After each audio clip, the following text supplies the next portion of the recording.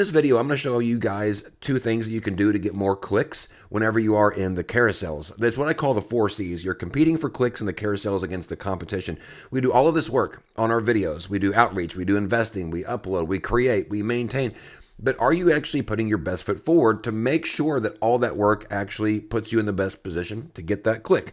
So I'm going to show you the two things that you should be paying attention to every time you upload a video to make sure that if you get that placement, it doesn't go to waste and you can actually get yourself more clicks against your competition. Now, if you don't know, my name is Rob. I've been in the Amazon Influencer Program for 2.5 years, and I'm here sharing my tips, tricks, and advice. These are things I've learned along the way, both good and bad, to hopefully help you make more money in the Amazon Influencer Program. So if that sounds good to you, like it's in your wheelhouse, I just also realized my glasses are really dirty. If that sounds good to you, like it's in your wheelhouse, then hit the subscribe button now. I got a bunch of Amazon Influencer videos behind me, certainly more on the way. And if you get halfway through this video or to the end, you find it's actually helpful, then maybe hit the like button too, because I do like likes. Indeed, I think I am your Amazon influencer guy. Okay, so first, let's put ourselves into the shoes of a buyer because we need to understand why the reason they're watching our videos to actually start with. It's not because we're funny or hot, or, well, maybe not everybody. Whoop, whoop, dab.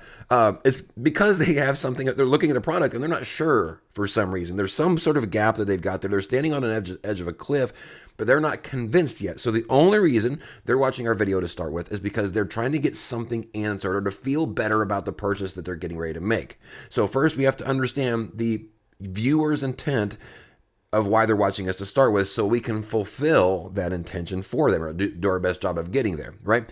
So now on our side, we are here. I'm going to actually switch over to a product.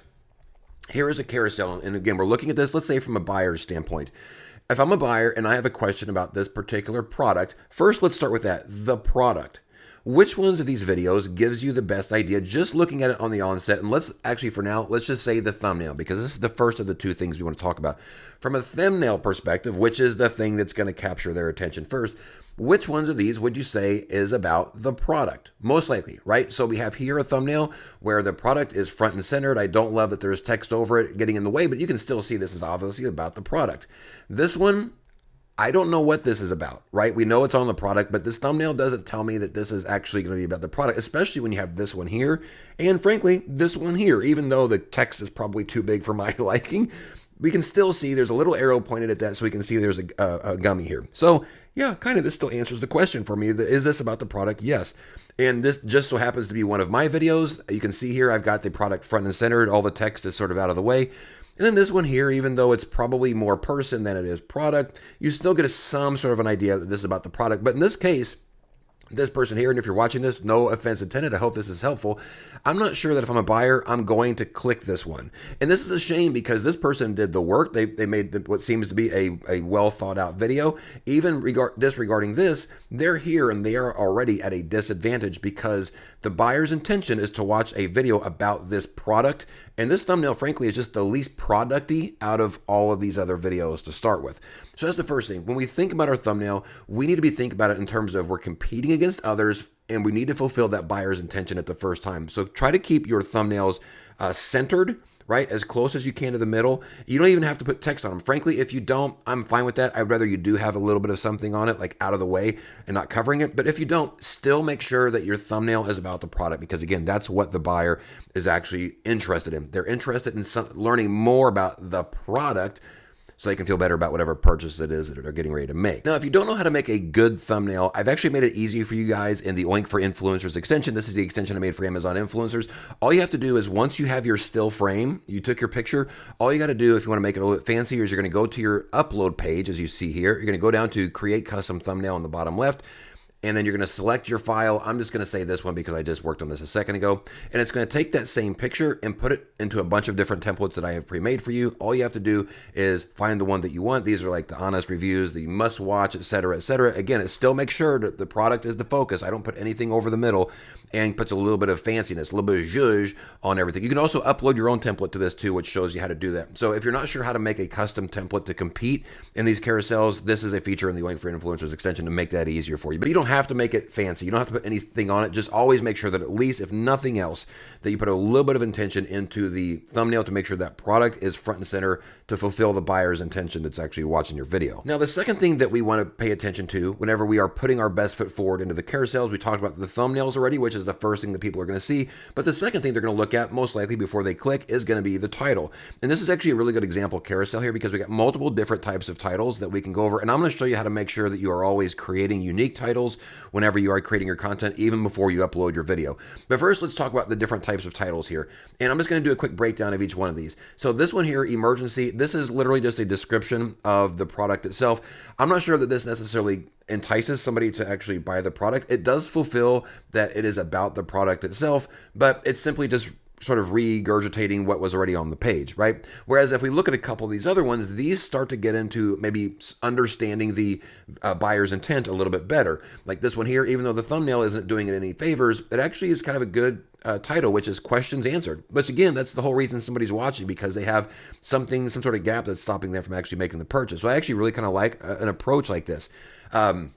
Realistic review, apple cider, but the taste. This is actually really good to me too, because a lot of people are like, apple cider vinegar, I'm not sure if that would taste good. So this would actually fulfill buyer intent for me.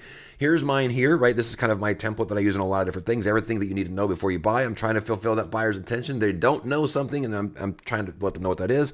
And actually, this one here is still not that bad. I mean, the facts about it. I mean, somebody might have some questions and they're like, well, what should I know? What is there that I'm missing? I think this one fulfills buyer intention too. So for me, the only one that I think would be lacking in this particular case, whenever thinking about it from the side of the buyer, is maybe this one here, because we already know sort of what we're looking at. These are probably just slightly more enticing whenever it comes to title. So those are the two things we kind of need to pay attention to. Now, let me actually show you a hack that you can use to make sure that you are creating unique titles for your videos, especially against your competition. One of the other features that I dropped into the Oink for Influencers extension, that's for Amazon influencers, and if you don't have it, I'll put a link down in the description below so you can go and check that out, is a title competition analyzer. So let's say, for example, you're uploading a product, and I'm going to tag, let's see, I've tagged multiple different products here. And actually, let me start from the bottom. Whenever you tag the product, all you have to do is you click the little T icon, and what it's going to do is in the background, it's going to check the other videos. They're actually on the product right now so that you know what the other titles are before you create your own, right? Because if you don't want to create one that's just like everything else that's already there, you want yours to be unique and still fulfill the buyer's intention of why they're watching your video. So in this case, this product only has one, and it's just literally kind of saying it's a review. No problem, mine's different. This would be an easy one for me. Let me actually show you another example. Let's do this retainer here. And it will look on the upper and lower carousels if both of those exist. So we have review of the thing, honest review. What I noticed about this retainer, I kind of like that from a buyer's intent. It's enticing. Why these are an easy solution. I mean, those sound good. Daily use delivers a fresh, clean night guard with the hashtag ad.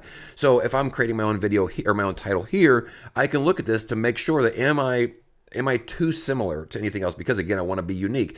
And it also has words to avoid. So what will happen is it'll find words that are used over and over again by those others. So you may want to avoid certain types of words. Sometimes you can't, it's just part of it. But you know, in this particular case, retainer, if I type that and here, it's going to say that's actually a word that you should try to avoid. You don't have to, you can still use it if you want, but I might say something about,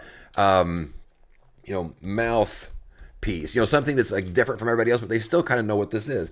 And so now I've got a totally unique title, different from everybody else's. Let me show you one more example here, because this one right here is where I was just at. So if I was going to analyze this, it would show me all these different titles. And here I can really kind of look at, this is everything that we just saw. I'm already in there, of course, already. And so what this allows you to do is make sure, again, best foot forward. You're competing. You don't want to you don't want to have titles that are too similar to the other titles. You want to be unique and you want to stand out. And this tool, the title analyzer, helps you to be able to do that. And just keep the 4 C's in mind. You are competing for clicks in the carousel against your competition. We do so much work up front. What you don't want to do is squander that opportunity. If Amazon actually does put you in that upper carousel, you don't want to squander that by not having put enough effort and energy to make sure that once you got there, once you got into the game, that you are prepared and ready to go. Once you're in the game is not the time to lace up your shoes. You should have them laced up before you get in the game to make sure that you end up getting the most out of the effort that you've put into up to that point. Again, 2 things. Number 1 is your thumbnail. Make sure it is centered. And if you don't put any text on it, that's fine. It has to be at least centered and intentional, right? And to make sure that you are fulfilling the buyer's their intention. Second thing is the title. You want to make sure that it is unique. You want to make sure that it is also enticing to the person who has an intention of, I want to learn more about this particular product. Now, there's a lot of different ways to satisfy and do these and still fulfill these two things. There is no specific title pattern. There is no specific type of thumbnail that you need to be doing. As long as you're following these rules generally and being mindful right here at the point of upload of these two things, that the thumbnail needs to be good and the title needs to be unique. Oh, one more thing about the thumbnail. Please, for the love of God, stop letting Amazon pick your thumbnail for you. It's doing you dirty, and it's not doing you any favors. Just side note there. So anyways, I hope this was helpful for you guys. Again, if you don't have the link for Influencers Extension, I'll put it down in the link down in the description below so you can go and check that out. And as always, thank you guys so much for watching the video, and we will see you on the next one. Peace out.